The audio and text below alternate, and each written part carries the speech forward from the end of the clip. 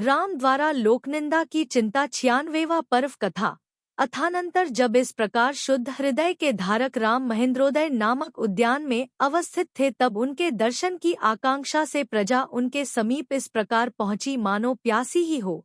प्रजा का आगमन हुआ है। यह समाचार परंपरा से प्रतिहारियों ने सीता को सुनाया। सो सीता ने जिस समय इस समाचार को जाना, उसी समय उसकी दाहिनी आंख फड़कने लगी। सीता ने विचार किया कि अधोभाग में फड़कने वाला नेत्र मेरे लिए किस भारी दुहक के आगमन की सूचना दे रहा है। पापी विधाता ने मुझे समुद्र के बीच दुहक प्राप्त कराया है, सो जान पड़ता है कि वह दुष्ट उससे संतुष्ट नहीं हुआ। देखूं अब वह और क्या प्राप्त कराता है। प्राणियों ने जो निरंतर स्वयं कर्म उपार्जित किए हैं, उनका फल अवश्य ही भोगना पड़ता है, उसका निवारण करना शक्य नहीं है। जिस प्रकार सूर्य यद्यपि चंद्रमा का पालन करता है, परंतु प्रयत्नपूर्वक अपने तेज से उसे तिरोहित कर पालन करता है, इसलिए वह निरंतर अपने कर्म का फल भोगता है। व्याकुल होकर सीता ने अन्य देवियों से कहा कि अहो देवियों, तुमने तो आगम को सुना है, इसलिए अच्छी तरह विचार कर कहो कि मेरे नेत्र के अधोभाग के फड़कने का क्या फल है।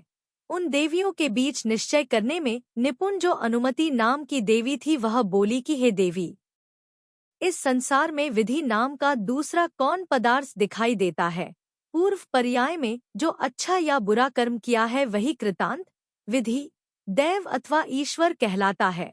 मैं पृथक रहने वाले कृतांत के द्वारा इस अवस्था को प्राप्त कराई गई हूँ। ऐसा जो मनुष्य का निरूपण करना है, वह अज्ञान मूलक है। तदनंतर गुण दोष को जानने वाली गुणमाला नाम की दूसरी देवी ने सांत्वना देने में उद्यत हो दुखिनी सीता से कहा कि हे देवी, प्राणनाथ को तुम ही सबसे अधिक प्रिय हो और तुम्हारे ही प्रसाद से दूसरे लोगों को सुख का योग प्राप्त होता है। इसलिए सावधान चित्त से भी मैं उस पदार्थ को नहीं देखती जो है सुचेष्टिते तुम्हारे दुख का कारण न प्राप्त कर सके। उक्त दो के सिवाय जो वहां अन्य देवियां थी, उन्होंने कहा कि हे देवी, इस विषय में अत्यधिक तर्क वितर्क करने से क्या लाभ है। शांति कर्म करना चाहिए। जिनेंद्र भगवान के अभिषेक, अत्युदार पूजन और किमिच्छक दान के द्वारा अशुभ कर्म को दूर हटाना चाहिए। इस प्रकार कहने पर सीता ने कहा कि हे देवियों, आप लोगों ने ठीक कहा है, क्योंकि दान, पूजा, अभिषेक और तप अशुभ कर्मों को नष्ट करने वाला है। दान विघ्नों का नाश करने वाला है, शत्रुओं का वैर दूर करने वाला है, पुण्य का उपादान है तथा बहुत भारी यश का कारण है। इतना कहकर सीता ने भद्रक्लश नामक कोषाध्यक्ष को बुलाकर कहा कि प्रसूति पर्यंत प्रतिदिन किमिच्छक दान दिया जावे। जैसी आज्ञा हो। यह कहकर उधर कोषाध्यक्ष चला गया और इधर यह सीता भी जिन पूजा आदि संबंधी आदर में निमग्न हो गई। तदनंतर जिन मंदिरों में करोड़ों शंखों के शब्द में मिश्रित एवं वर्षाकालिक में गर्जना की उपमा धारण करने वाले तुरही आदि वादित्रों के शब्द उठने लगे। जिनेंद्र भगवान के चरित्र से संबंध रखने वाले चित्रपट फैलाए गए और दूध, घृत आदि से भरे हुए कलश बुलाए गए। आभूषणों से आभूषित तथा श्वेत वस्त्र को धारण करने वाले कंचुकी ने हाथी पर सवार हो अयोध्या में स्वयं यह घोषणा दी कि कौन किस पदार्थ की इच्छा रखता है। इस प्रकार विधिपूर्वक बड़े उत्साह से दान दिया जाने लगा और देवी सीता ने अपनी शक्ति के अनुसार नाना प्रकार के नियम ग्रहण किए। उत्तम वैभव के अनुरूप महापूजाएं और अभिषेक किए गए तथा मनुष्य पापपूर्ण वस्तु से निवृत्त हो शांतचित्त हो गए। इस प्रकार जब शांत चित्त की धारक सीता दान आदि क्रियाओं में आसक्त थी, तब रामचंद्र इंद्र के समान सभा मंडप में आसीन थे। 25 तदनंतर द्वारपालों ने जिन्हें द्वार छोड़ दिए थे तथा जिनके चित्त व्यग्र थे, ऐसे देशवासी लोग सभा मंडप में उस तरह डरते डरते पहुंचे जिस तरह की मानो सिंह के स्थान पर ही जा रहे हों।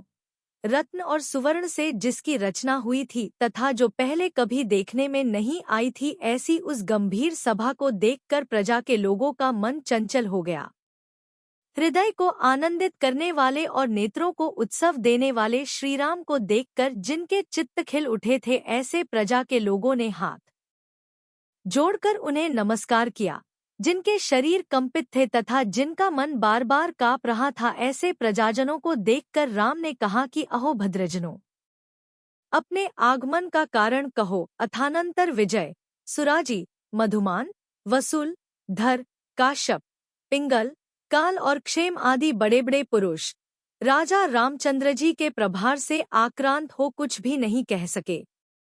वे चरणों में नेत्र लगाकर निश्चल खड़े रहे और सबका ओज समाप्त हो गया। यद्यपि उनकी बुद्धि कुछ कहने के लिए चिरकाल से उत्साहित थी, तथापि उनकी वाणी रूपी वधु मुखरूपी घर से बड़ी कठिनाई से नहीं निकलती थी।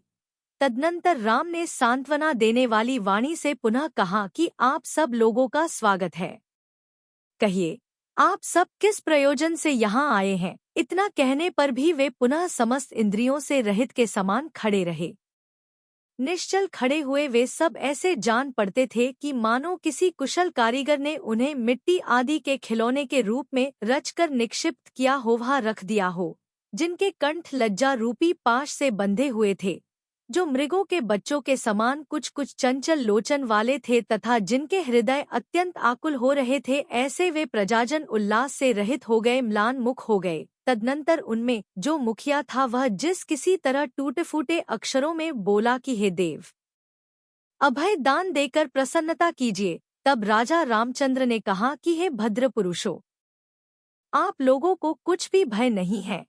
हृदय में स्थित बात को प्रकट करो और स्वस्थता को प्राप्त हो। मैं इस समय समस्त पाप का परित्याग कर उस तरह निर्दोष वस्तु को ग्रहण करता हूँ, जिस प्रकार की हंस मिले हुए जल को छोड़कर केवल दूध को ग्रहण करता है। तदनंतर अभय प्राप्त होने पर भी जो बड़ी कठिनाई से अक्षरों को स्थिर कर सका था, ऐसा विजय नामक पुरुष हाथ जोड़ मस्तक से लगा मंद स्वर में बोला कि हे नाथ, हे राम, हे नरोत्तम, मैं जो निवेदन करना चाहता हूँ उसे सुनिए।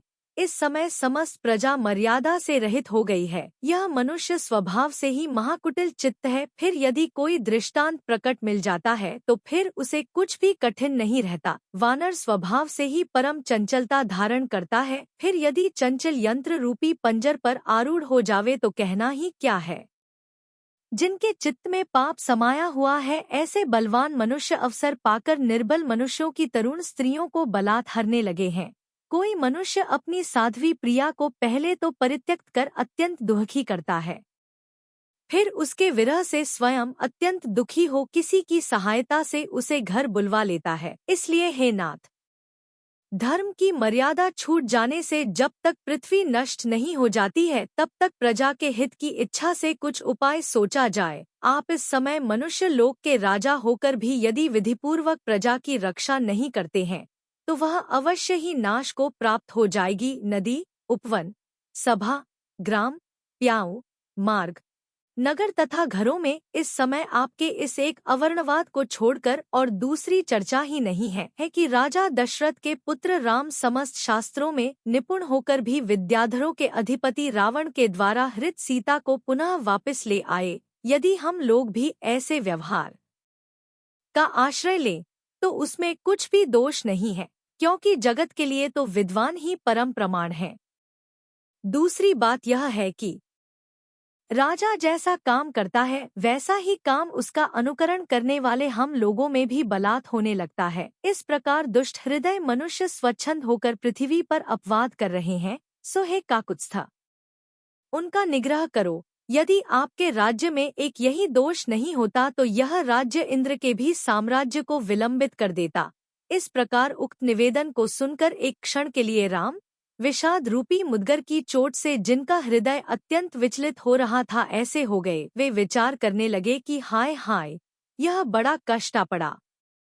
जो मेरे यशरूपी कमलवन को जलाने के लिए अपयशरूपी अग्नि लग गई, जिसके द्वारा किया हुआ विरह का दुहसा दुख मैंने सहन किया है, वही क्रिया मेरे कुल रूपी चंद्रमा को अत्यंत मलिन कर रही है। जिस विन्यवती सीता को लक्ष्य कर वानरों ने वीरता दिखाई, वही सीता मेरे गोत्र रूपी कुमुदिनी को मलिन कर रही है।